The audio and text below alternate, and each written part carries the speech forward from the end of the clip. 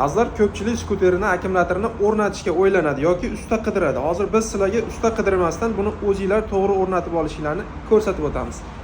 Mana ko'rishingiz mumkin. Akkumulyatorimiz tayyor ulandi. Bu yerdagi asosiy e'tibor beradigan narsamiz skuterning o'zini mana plus minus kabellari bo'ladi. Endi akkumulyator terilish holati birinma-ketin toklarimiz ulanishi kerak. Mana bu yerda plus minus bor, mana plus minus. Plus minus ketganmi?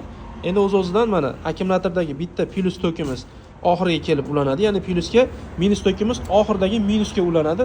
Qolganini bir-biriga zanjir sifatida ulab ketishimiz kerak. E'tibor beringlar, mana plus minus. Ikkinchini plusiga o'tyapti, minus. Va uchinchini plusiga o'tyapti. Mana xuddi shu holatda minusdan plusga o'tyapti. Minusga kelyapti-da, minusdan plusga o'tib oxiri minusga kelyapti.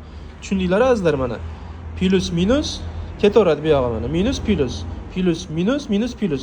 Ular zanjir bo'lib ulanib kelish kerak. Shunda oxirida mana ulaganinglarda avtomatik o't chiqadi akalar. Bundan qo'rqmaysizlar.